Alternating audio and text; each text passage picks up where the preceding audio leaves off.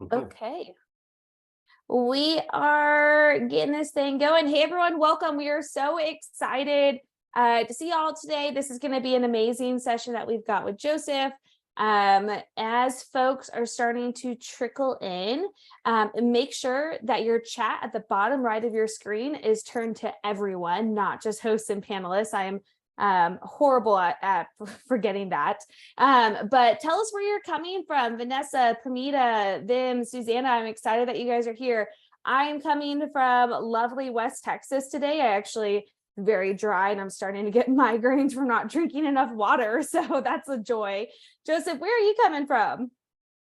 I'm coming from Leeds in the UK.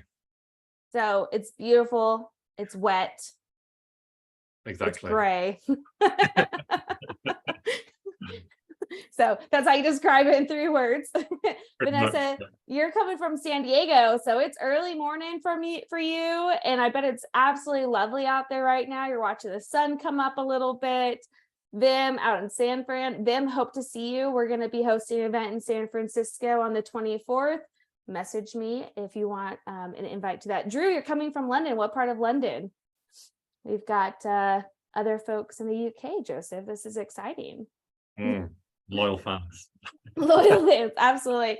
Well, if you missed intro, y'all, this is going to be an amazing session that we've got going on for us today. If you've been to any of the master classes before, you know it's meant to be incredibly helpful for you. So throughout the conversation, if at any point you have a question, there's a few ways you can send them over to us. One, you can drop them in the chat, just like many of you are doing. Make sure it's turned to everyone. If you want to keep it more anonymous, you can switch it to hosts. No problem. You can also check the very bottom of your Zoom screen. You'll see a little Q&A box. You can ask the questions there. You can also make them anonymous there, or you can Slack me in the demand community. We've had a lot of folks do that as well. And so I'll bring those questions in throughout the conversation. If you've got anything that's like more specific, we can answer those towards the end of the call today. But this session's really geared for y'all, and we want to make sure that whatever questions you have, we're going to get you some answers. I just saw the deck. Joseph did an amazing job on this. So don't hesitate to raise your hand, ask questions, drop them in the chat, share your thoughts. I'm sure that there's going to be times where you're like, I think this is awesome, or I think this is stupid. Whatever it is, share it in there. Let's have a conversation about it. As always, this is recorded. It will be on YouTube probably this afternoon, first thing tomorrow morning. Those links will be shared in the customer channel in the community and in the regular events channel in case anyone's not a customer right now, no worries.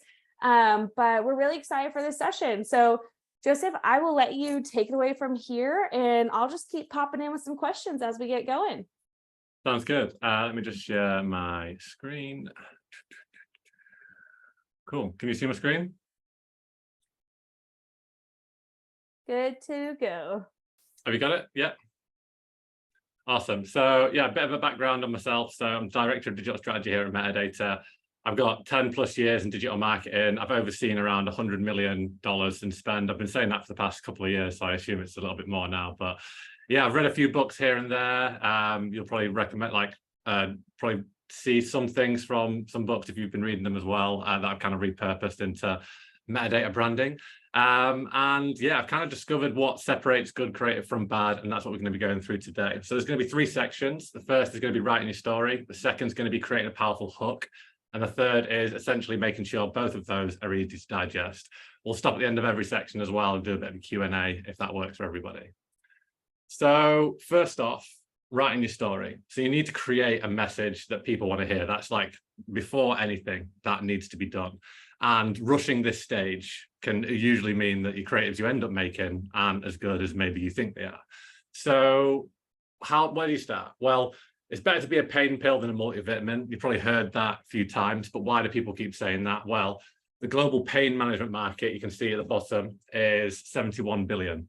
The vitamin market is 6.5 billion. So what does that actually mean? Well, it's better to solve a problem that they have right now than solve a future problem that they may kind of come into. So yeah, it's roughly about 12 times better to be a painkiller. You solve a current problem, they want to use you, they're price insensitive, and they need it ASAP. Whereas on a multivitamin or something that's nice to have, you prevent a future problem. You kind of become something that you should use, but maybe you don't want to use. You kind of become sensitive to pricing. and ultimately you're not a priority. So that's the first place to start. And another thing to kind of cement this is it's easier to channel an existing desire to fix a problem than to kind of create one from scratch. And this is what Gene Schwartz calls channeling desire. So the existing desire in SaaS is usually to solve a problem, like we said. And then if you can make your problem the solution to something they already want to solve, half the battle's already there, you've already won it, and you're part of their story, not one that you're trying to tell. And onto this problem, it's not always as clear cut as that. You kind of have to think about, well, because the problem exists, it doesn't mean that your audience knows about it already. So if your problem's new, it's something that's new that they may be struggling with, you kind of have to start from the beginning sometimes. So you can see if they don't know about it, you kind of have to inform the people about it, make the users aware of the problem, the signs they may have, the signs that can be shown if they have it. If they do know about it, you have to further that discussion and educate them on it, deepen the conversation by showing the damage and the pain that the problem can cause. And then once they know about it and they kind of want to solve it, you need to make them solve it with you. So you need that hook. And that's kind of making you stand out against the competition, making it super easy to go with you over the others. So that hook, again, we're going to go through that and how you can actually really create that. And sorry, yeah. Joseph, sorry, one of the questions that came in around this slide is about figuring out what really is a problem for customers. What are some of the best practices that you've seen whenever you're going through the research phase of what is it that we need to inform people on? What is it when it comes to education? What is it that we need to figure out what that looks like for them? Yeah, definitely. It all starts with your audience. So this session is primarily about creative, but at the end of the day, if you want to find these painkillers, so you need to solve the current problem. So what are the problems that your audience has? And that can often happen through research on just like Googling, what's the average pain point of a marketer? And then sometimes you just need to find a couple of your ideal customers and ask them what their problems are and kind of just have that qualitative feedback. And you can also do quantitative as well, surveys, different pieces of research. It's really important that that's a whole different conversation about finding out who your audience is. But once you've found out who the audience is, then you've got to find out what those pain points are. And once you know them, it's going to be really, really easy to put that into your messaging. Absolutely. Thank you. Cool. So yeah, inform, educate, and hook, and then let the users know, because again, that you might find that a lot of problems are widely known in your audience. It might be that the audience has a problem that they don't even realize they know. So for example, like cybersecurity and things like that, it can be quite easy to just kind of like speak about the benefits, speak about kind of the features that you've got if you're like a security product, but you kind of need to educate on the pain of the potential, I guess, economic impact that you can have. Like if you have a data breach, if you get hacked and things like that, a lot of the cybersecurity companies end up saying like, this is the price of an average hack.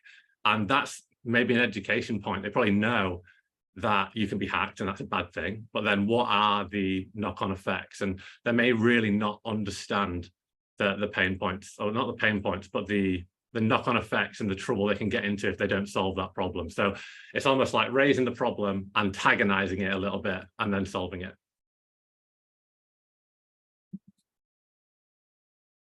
Cool.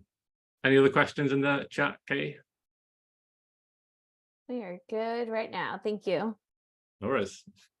So you've figured out what your problems are. Now you need to make it really, really simple as well. So you need to make your message simple to have success in spreading it. So once you've found those problems, you have to also be really clear on how do you solve it and the benefits of solving it. And that kind of makes them want to engage with you, but also it's really, really important to simplify at this stage. If you haven't got a simple message, people just won't take it in. And another thing when it comes to these problems is, okay, you raise the problem, do you solve it differently to anybody else? So another way to think of it is problem, solution, benefits, and then replace solution with USP. So if there's a problem and then you have a solution, but your solution is a unique solution, that's a differentiator that you have amongst everyone else. So it really should be, here's a problem, here's how we solve it in a unique way that no one else can give you. And then here are the benefits you have from solving that. And ultimately, this ends up creating your story. And every story has a hero, and that hero has a beginning, middle, and an end. So the hero has a problem, we help them solve it, and they live happily ever after. Once you know all the problems, solutions, and benefits of your product, you can combine them to create countless stories. It might be that you have a problem, and then you have one USP and the benefit, and then you have another problem and a different USP and a benefit, and you can create multiple stories that you can go to market with and tell your audience. So the problem is the beginning. So if you think about it, like the hero is introduced and there's a dragon that he needs to slay. You give him the sword so he can go in and slay the dragon. And then once the dragon has been slayed, he's the hero and the town lives happily ever after. And this is kind of, I think it's like the Joseph Campbell method. It's all about kind of telling that story, and it's all about you're not the hero, the user is the hero, and you're simply the sword they're using to slay the dragon.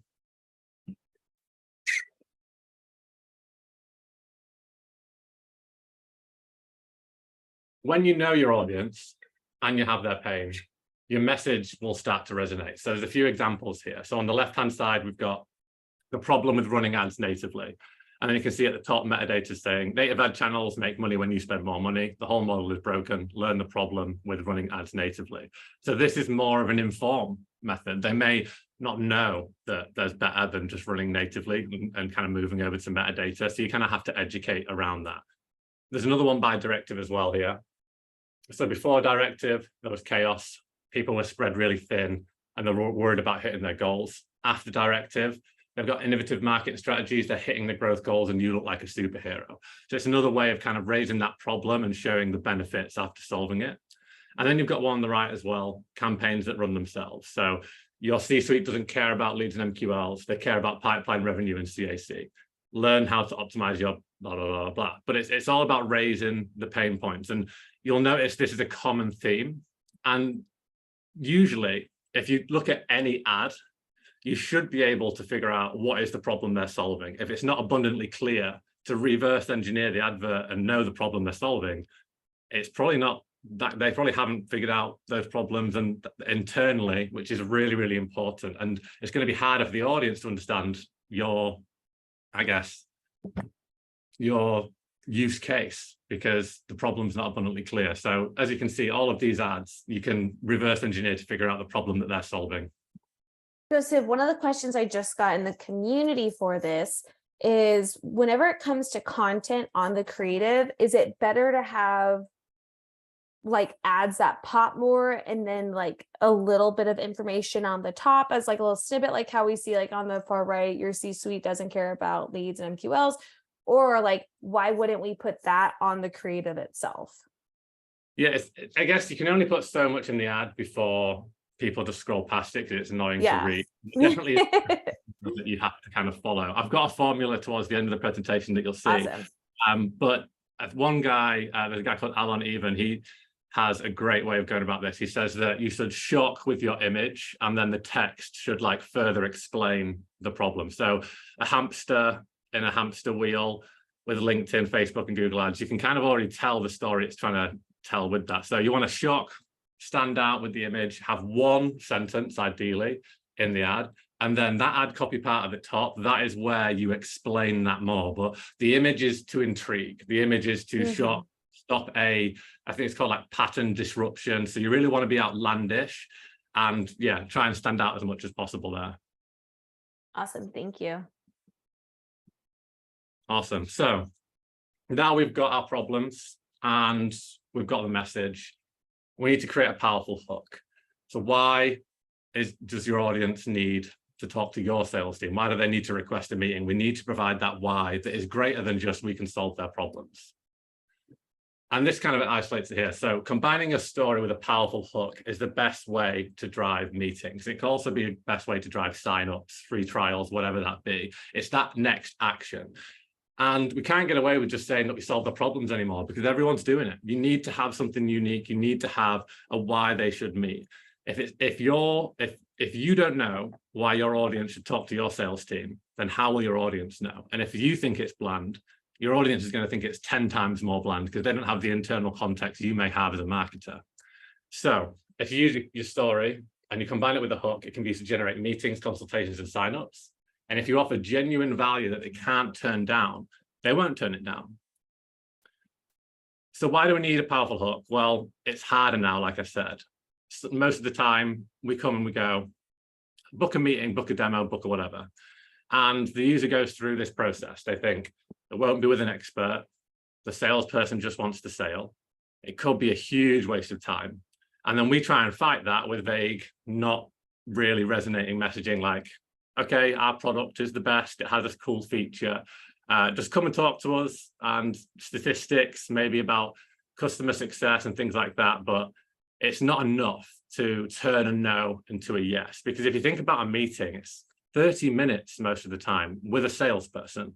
And not many people have a fond view of sales. So if you think about what you've kind of got to get over, there's a huge like PTSD from like awful sales experience they've had. They've been hounded by sales.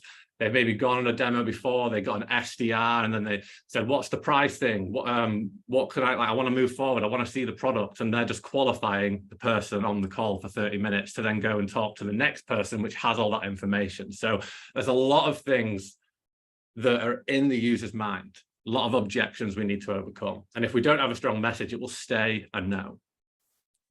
Hey, Joseph, I just got another question. So one of the attendees, they're newer to this role. They're newer to creating content and ad creative. What would you say whenever they're figuring out what good hooks look like? How do you start? What would you recommend for them?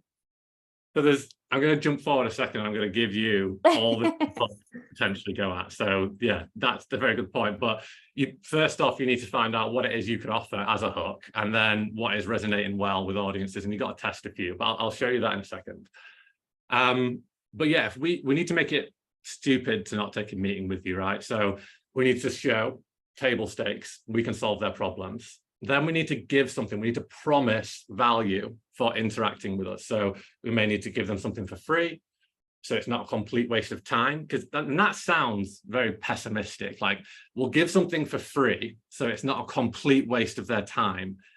But in this scenario, it's better to think that your audience hates you. It's better to think that your audience has no intention of wanting to talk to sales. They do not want to interact with you, and then you have to need to bring so much value.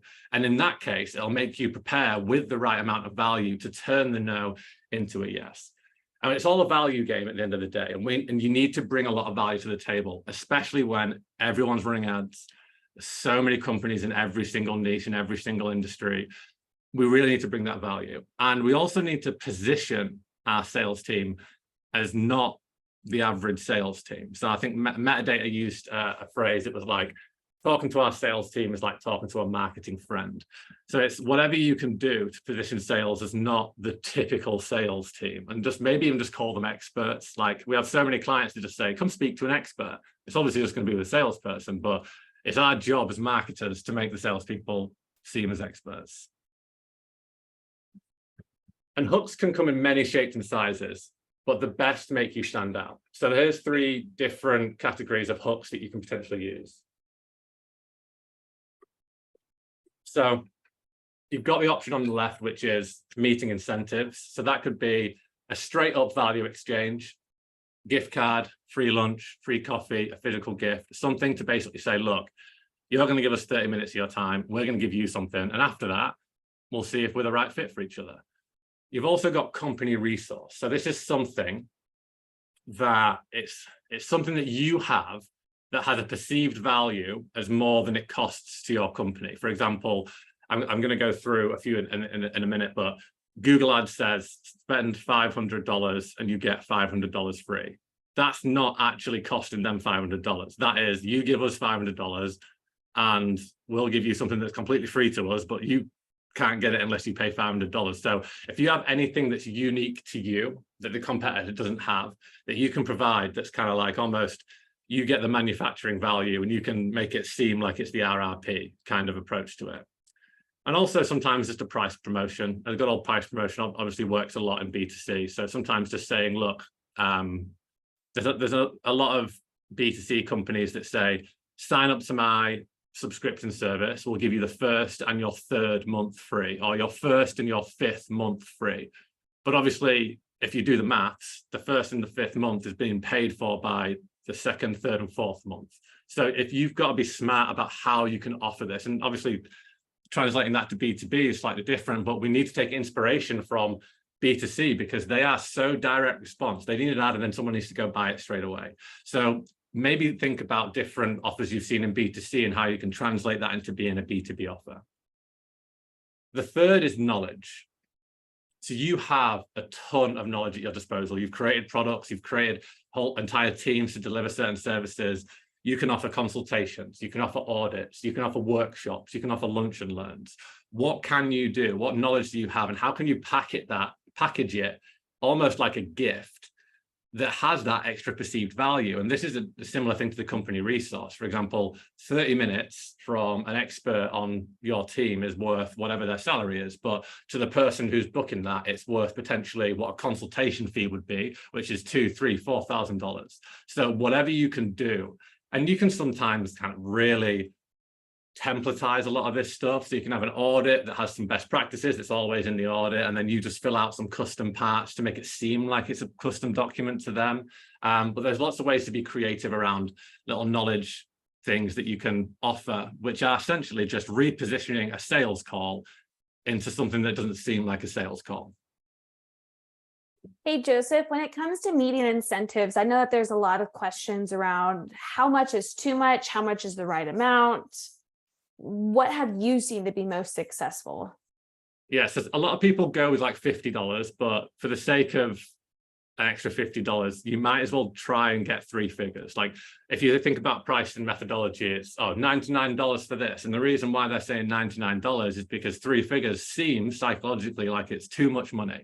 But in this case, we're giving away for free. So we want it to seem like it's so much that we're giving away. So if you can get 3 figures into your giveaways as far as an incentive, that's really good. And what's better than $100, 101, 102, 103? Just adding something else that isn't just that flat 100 usually works really well. But you've also got to do some research into your industry. Certain places cannot accept incentives over $100. So it's better to say $99 gift card. So as long as there's no legal requirements for being under a certain limit as far as a giveaway, I'd go above 100 and try and do like between 100 and 110. So you stand out a little bit, like 111, $111. For the sake of $11, I would give away incentives of 111 because it just seems quite cool. It stands out. It's different to what other people are offering. But if they have limits, then you just sometimes have a limit of $99. I love that. Do you think that those odd numbers not being so round are also pattern disruptions? Because people are like, oh, I see $101. That's not a very common thing that you would see. I feel like it's usually 50, 75, 100, something like that. Exactly, like $77. It's like, it seems like just try and be unique with your giveaways. Cool. Any other questions? Oh, we're good. Cool. So here we go. We've got a few examples of these hooks. So metadata, you've seen our gift cards everywhere, $100, 3 figures, seems like a lot of money. Look on the far right-hand side, get a $205 gift card. Why 205? Like no one cares about that $5, but it just seems like you're closer to 300 than 200 in a way. But yeah, it's a way of just offering instant value. They know it's not going to be a complete waste of time, and that's why it works. We've also got here like a consultation. Now, it's not packaged in the most consultation way, but here we've said, look, you're going to share your vision for success. We're going to develop a strategy based on data, and then we're going to finalize your game plan to success. So it's just a way of shaping the meeting to not be a sales meeting, because everybody hates sales. And I don't like to say that because I've got a lot of sales colleagues that I love and they're doing great jobs, but it's that thing, like everyone has that anxiety about talking to sales. And then you also have the example I had with Google. So if you have a resource that's worth a lot and costs you nothing, you can strike gold. And I think I spoke to a colleague who said that I think like 85% of new business for Google Ads comes from this offer, and they've been running it for the last 10 years. And it's just like, if it's not broken, they don't need to fix it. So if you can replicate something like this, you don't have to lean on the incentives. You can lean on something which actually gets them in the product. And that's another thing, is if your incentive is, okay, you get this once you've signed up and done something inside the product, that's like, you're creating that user behavior. So maybe you don't offer a $100 gift card, but you say everyone who signs up to a free trial or a freemium model and completes a milestone and launches a first campaign or whatever it is, then they get some kind of reward. It's making you create patterns, create user behavior other than just attending the meeting. So that's another aspect to think about. And this one's perfect because you have to spend $400. So you have to go in, set up a campaign, put your credit card details in, spend $400, see the results of it, then you get another $400 free. At that point, do you continue? Well, you've already started. So that's another way to think about it. I love that. And it kind of goes to the psychology too. I know, especially in community, it's teaching good behaviors and getting folks on that same board. So I love this idea of the ad credit, making sure that, oh, just give a little bit and you get a lot back. And then, you know, the user's already invested financially. So, and it's harder for them to pull out whenever they're already invested like that. I love that. Exactly. Yeah. If I was Bing, I'd be copying this. That's all I'm saying. I don't know if whoever the marketing team is, I would copy it. I don't know if they already are, but they probably should be. Awesome. So now we've got our hook. We've got a message centered around problems. How do we make sure people actually digest it? How do you make sure it actually gets heard? Because again, the world is full of noise. Like now more than ever, there's just so much information, so much choice. We need to be heard. And that means we need to do a few things. Now, there's a ton of tactics we can use when we're starting to build our ads. And this is usually where the focus goes. It's like, oh, maybe we do some testimonials. Maybe we do a bit of rhyming in our ad copy, so it's kind of fun. Maybe we do some future versus past or some before and afters kind of things. But you can do all of that. That's fine. All of these are great. But we always need to remember that we have to earn their attention, and it's short. So this is a study based on just like general attention spans. And in 2004, there was a study, it kind of came out that the average attention span is 150 seconds. And in 2023, it's 47. Now, this is attention span to things that people care about. Scrolling through social media, they're choosing to do it, they're choosing to digest certain content maybe. Adverts have a completely different thing. And I'd love to see a study on this. Maybe Metadata can actually do the study. But how much time will you give an advert before scrolling past? If you have an average attention span of 47 seconds, you can imagine the average time you're going to give an advert before you scroll past is like 1 second. You're just going to, if you know it's an ad, and that's the whole thing about user-generated content, is you basically trick people into being 5, 6, 7 seconds into your content before they realize it's an ad, and then they kind of maybe stick around for it. But if you're just doing straight ads, not user-generated content, you have 1 second, 2 seconds to get your message across. So you need to shock, and then explain after. And that comes from doing 3 things. Really, really clear copy, a relevant visual, and a powerful story. Now, if we've got that powerful story, we basically just need to focus on turning it into clear copy and that relevant visual. But what does clear copy mean? Well, it means keep message short. You need to make sure you are not rambling as much as I do. You need to make sure that it's ideally, if you look at a sentence, you need to take out filler words. Make sure that there's nothing in that sentence that is making it be longer and causing it to be more intimidating to read. So the shortest sentences, easiest to read. And that means avoiding big words. Like if there's no point in using a big word for the sake of it, because it just makes sentences look like more effort to read. And if someone tries to read a sentence and it's got 3 or 4 different big words in it, that's when you end up rewording sentences. I know I've been there. I read something and I'm like, that seemed like an interesting sentence. Let me reread that and actually understand it. And that's because there's big words, and you can't afford that when you've got 1, 2, 3 seconds to win over a customer. You also need to vary your sentence length. You can't just do one big sentence after another big sentence after another big sentence again. It just makes you think, you know what? I don't want to read this. And you need to speak like a human too. Everyone does not care about corporate language and things like that. You just need to talk like a human, and that resonates. And then you need a relevant visual. So it just adds to the story. Like, for example, that hamster that you saw with the hamster wheel and the ad channels, that added so much to that message. Like, you're on a hamster wheel in your digital marketing. That was just from, you didn't have to put that in the sentence. That was just in the visual. So a good visual needs to add to the story and do a picture tells 1,000 words type aspect in your adverts. They need to be attention grabbing, you need to stand out, and then you need to complement the copy, and it really needs to be a synergy between both the clear copy and the visual, and tell a beautiful story. And then obviously problem focused, show that you can solve it, clear benefits of solving, and the user is the hero. And this gives you the best chance of having your audience actually digest your message. So staying on here, quick question. What is the process that you use whenever you write ad creative? Are you one that you write it out, come back, edit, go away, come back, edit, and keep doing that until you're comfortable with it? What's a good process to have for that?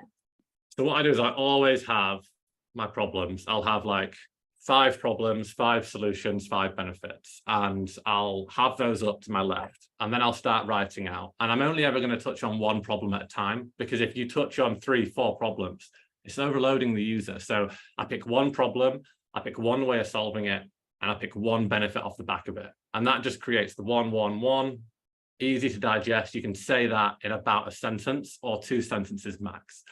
If you're trying to stuff everything into one ad because you think you need to tell solve everyone's problems all at once, you don't. You're going to be paying for advertising for a while. You're going to have a few impressions at these places, at these people. They're going to see multiple ads. So at least I would break up the story into bite-sized chunks, have 3 or 4 or 5 different adverts, maybe hitting on 3 or 4 or 5 different problems if they're all relevant problems. And then I get my head on when it comes to speaking like a human, clear copy.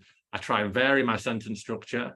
So I start off with like, I don't know, 3 or 4 words kind of statement that highlights the problem, and then maybe like a 4 or 5 word thing that says that basically it's an awful problem, or I just offer the solution there. But I'm really trying to vary sentence length and do these things on this slide. So I'm keeping the message short, I'm avoiding the big words, I'm varying the sentence length, I'm speaking like a human. They're the big things I'm going at. And I might have to re-edit a piece of copy 3, 4 times before I feel like, you know what, that's ready to go. And it takes a lot of time. It honestly takes a lot of time, but it's time well spent. Like, if you nail certain sentences, you can reuse them for the next 3 or 4 years on different places of your website, slightly reworded. It all starts with the problems though. So problems up on one side, and then try and turn that into your message.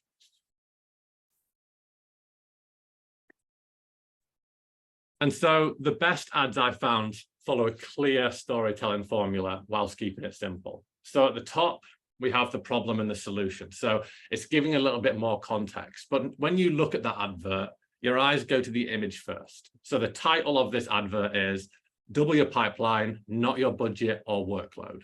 So there we go. You know what problem it's solving. It's the fact that you don't want to double your budget or your workload in order to get more pipeline. You can just do it without that. You know the problem. And then at the top, we've raised a little bit more about that. We've gone, make every marketing dollar work harder without doubling your workload or budget. And then we've gone into a bit more context around everything.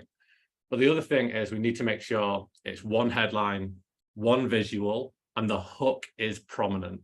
That gift card is right there. You can see it, $100. It's getting people's eyes. And then a very, very clear explainer of that $100 with an arrow. You can get that after a demo. So that's the hook. So it's very clear what problem we're solving. It's very clear what the benefit is from coming to talk to us about that problem.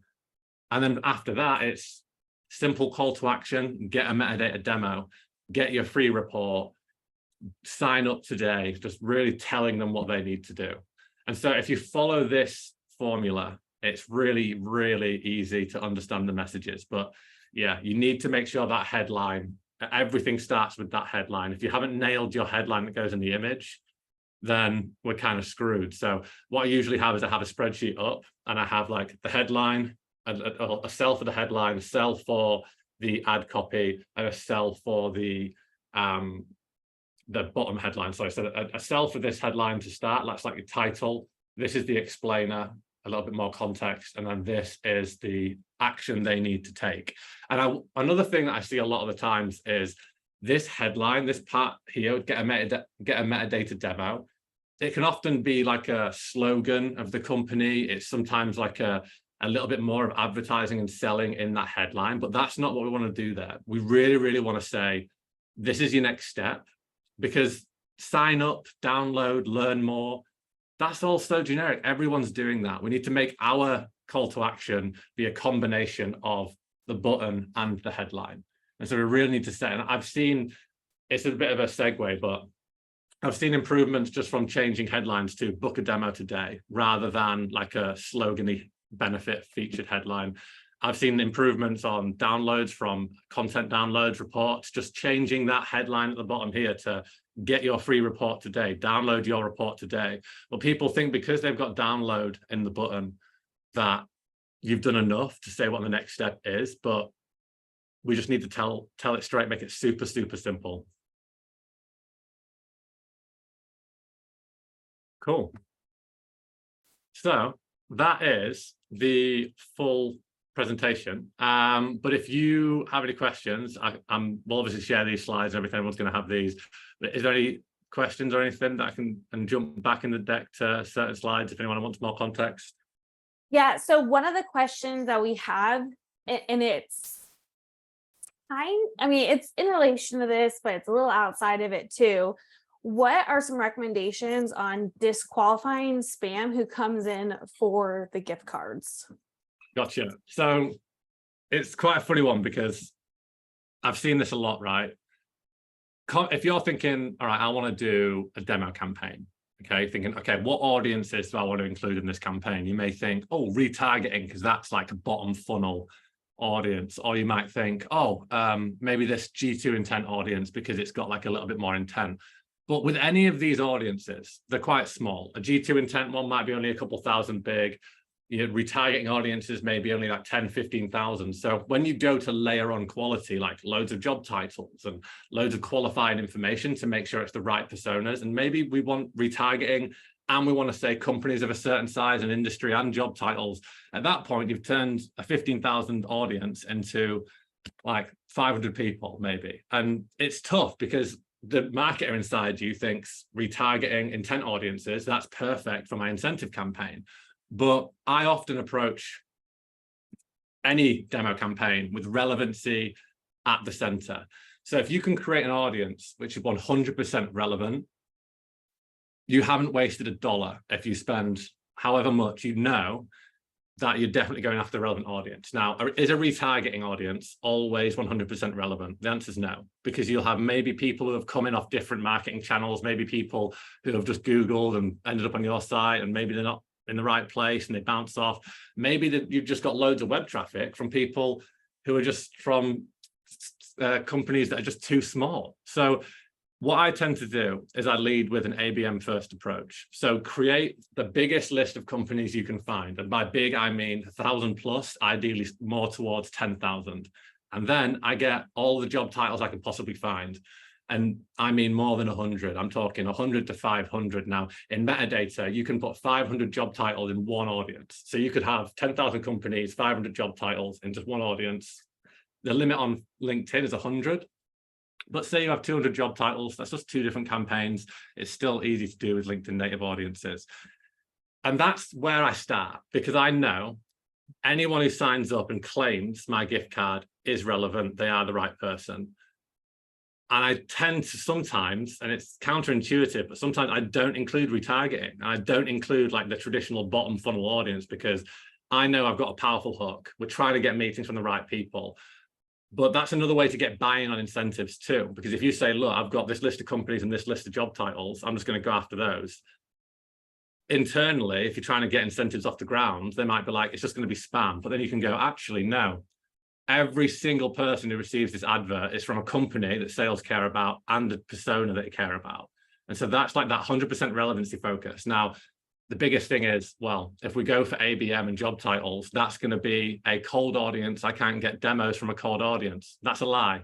It's a complete lie. I've seen so many ABM times job title audiences go live and convert demos, CPLs lower than 500, much lower than $500 per lead. So why does that happen? Well, if you think about 10,000 companies and 500 job titles or whatever, and you overlay them, just because you haven't got an intent audience, it doesn't mean that you don't have varying levels of intent in that audience. It might be that 10% of your cold audience would actually be in an intent audience and they're actually searching for an offer. So I would try and, I'd maybe work away from the idea of we need to have bottom funnel audiences and focus on 100% relevant audiences, specifically when it comes to incentives, because this can get a lot of leads from cold audiences.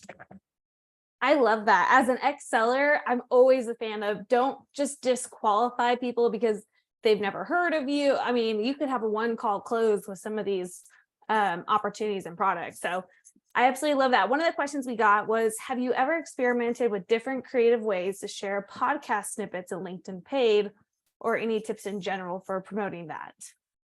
Podcast snippets. So there's a tool called Descript, which is really good. Like there's a lot of AI editing tools where you can upload like a huge clip and then you can basically delete the words from the transcript and that will actually edit the video down into a short video. So Descript is amazing. And if you see a lot of the clips with the floating, very bold subtitles with the banner at the bottom, banner at the top, like the traditional, like sharing a podcast video, it's usually made on Descript. So I would definitely sign up to Descript on their free trial. Give that a go. I love Descript. Awesome. Well, I think that's all the questions we've got today. This has been an absolutely amazing session. As always, Joseph, thank you so much for just all the great insights and feedback and recommendations. I will be sending the PowerPoint deck as well in view only mode for anyone that has any other questions. Just refer to that, drop in the community, and we can get y'all some answers. So I think that's it. Awesome. Cool. Well, we really appreciate y'all. Don't forget, if you've got questions, drop them in the community. If you're a customer and you're not in the customer channel yet, just DM me. I'll get you in there. And the recording will be live in about 24 hours. So thanks, everyone. Thank you, Joseph, so much. Really appreciate you. See you later, everyone. Bye. Thanks. Bye, all.